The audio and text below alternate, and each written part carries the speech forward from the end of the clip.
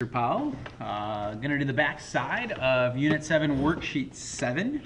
And I want to talk through this problem a little bit before I start. When you read through this problem, it's a little confusing because there's dollar signs and bills.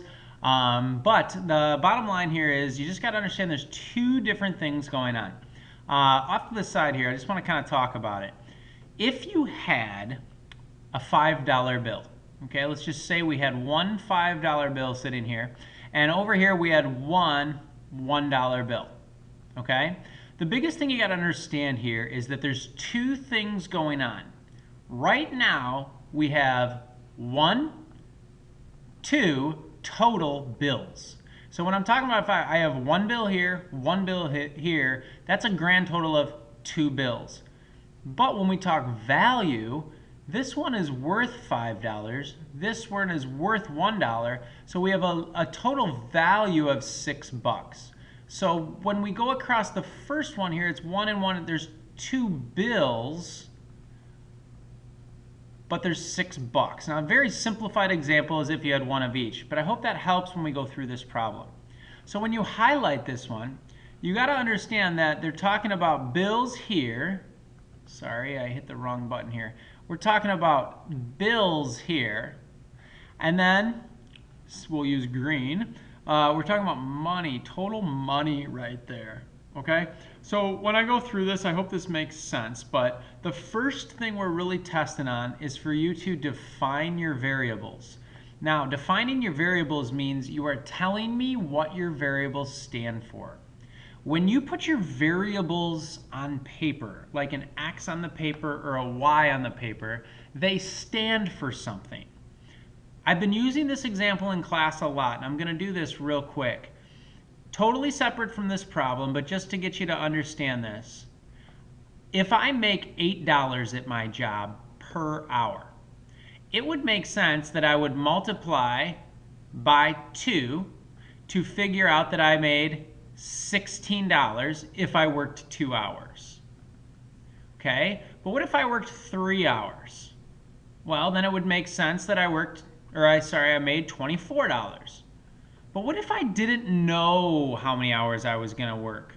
Wouldn't I take 8 and multiply it by an unknown variable? But in this case, I always ask the kids, what does X stand for? X right now would stand for the number of hours that you've worked. So this is totally separate from this problem, and I'm hoping to make a connection here with what it means to define variables. And we've said this a lot. It means to spell out what they actually represent in the problem. Well, here's the deal, okay? So all of that was just talk. Looking at this one here, we're going to have, like we have all the time, we're going to have X equals something, and we're going to have Y equals something.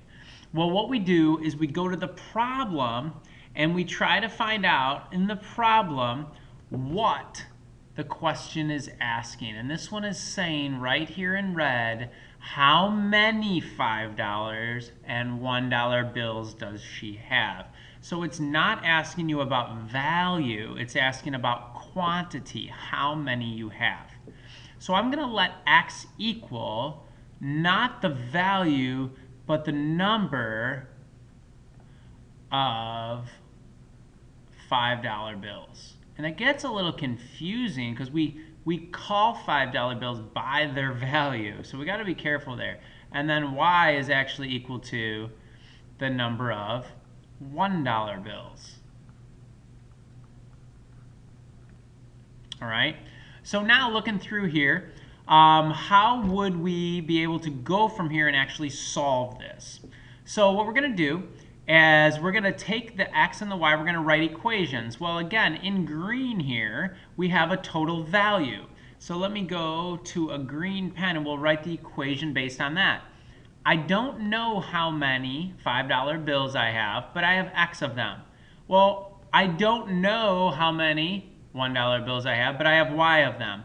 Hopefully it would make sense for every for every $5 bill I have, I'm going to multiply that by 5 because they're worth $5.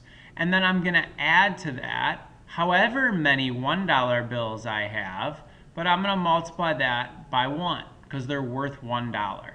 And if I do that, if I take 5 times the number of $5 bills I have, plus 1 times the number of $1 bills I have, and I actually am going to represent here that I have $202.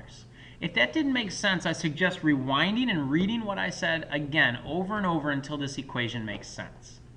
Okay, the next equation, which I will do in yellow here, this is just dealing about how many bills I have. Well, that's great because that's actually what my variables are. So if I just put x plus y and I set that equal to 98, that says however many bills, or I'm sorry, however many $5 bills I have, plus however many $1 bills I have. I don't know, but it's going to be 98 bills. Okay? So that's actually fantastic. Now, we've talked about how you could do this on your calculator, and I hope that you have practiced that enough to get comfortable with that. But for right now, what I'm going to say is I'm going to use elimination here because it works out really nice. I don't need a calculator for this one. Came out kind of small numbers. So I hope you see that everything here in the y's, they're the same coefficient. They both have a coefficient of 1. Well, what I'm going to do is I'm going to multiply. I'm not going to show this out, but I'm going to multiply everything in here by -1. All that's going to do on each side is it's going to change their values from positive to negative. Well, the reason I did that is because now when I add down 1 plus a -1 actually gives me that 0. 5x plus a -x is giving me the 4x. And then over here, 202 plus a -98, or subtract 98 here, is going to give me what? Well, if we do this, and don't be shy about doing this, minus 98. What does that mean? All right, we're going to borrow, go here, make that a 10. We're going to borrow from there, make that a 9. 12 minus 8 is 4. 9 minus 9 is 0. And we have 104. So 4x is equal to 104. So when we divide both sides by 4, hopefully you're seeing that x is equal to 52 divided by 26. So what is the solution to the system? Well, what does x mean? X means she has 26 $5 bills. And we need to now find out how many $1 bills she has. Well, if you look at the yellow equation there, and I'm going to go to blue here, but if you look at the yellow equation, if I plug it right back in there, it's pretty nice. I had x, which is 26, plus y equal to 98. And when I subtract 26 from both sides, I get y equal to 72. So what does that mean? She has 72 $1 bills. Okay, so we're cruising along here. That was the longest one that I wanted to spend a lot of time to talk about. I'm really concerned about kids really fully understanding that problem, but I hope that helped a little bit. Rewind it all, watch it all again, look at worksheet 6, try some more, but I hope that helps.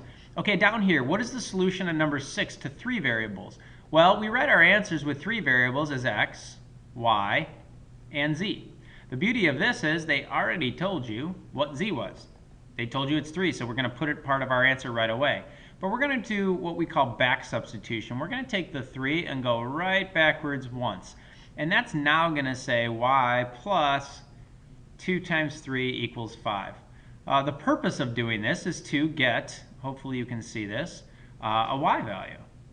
So when we subtract 6 from both sides, we're going to get y equal to -1. Well, now if we look at the original problem, or I'm sorry, the first equation of the problem, if we have a y and a z, we should be able to find an x. So I'm going to do that. X minus 2 times the -1. Then we're going to add 2 times the z value of 3, and that comes out to 9. Well, solving that, we really have x plus 2 plus 6 equals 9. And hopefully you're going to see here that if we add 8 equal to, we subtract 8 from both sides, we're going to get an x value of 1. So what we have here is 1, -1, and 3, the x value, the y value, the z in order. And if you plug them back into each of those equations, they'll come out to being true. All right, moving along here, learning target 7G, which is solving linear systems of inequalities by graphing. So yes, we've had a lot of talks about this, but the first thing you want to do here, oops, bad circle there. The first thing you want to do is get this into slope-intercept form. So I'm not going to show my work, I'm speaking it out to you, but that would be after subtracting 3x to both sides, negative 3x plus 6 on the right. So subtract 3x to both sides. That is in slope-intercept form, which is great. I'm definitely scared and intimidated here to go graph this line because we saw how well I did on the first page with that, but that's not going to stop me. So here's the deal. Here's the origin. I'm going to go 1, 2, 3, 4, 5, 6, and I'm going to make a point.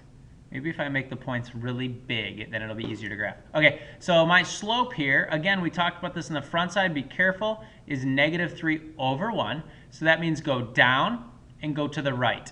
So I'm going to go down 1, 2, 3, and I'm going to go to the right 1. Down 3, right 1.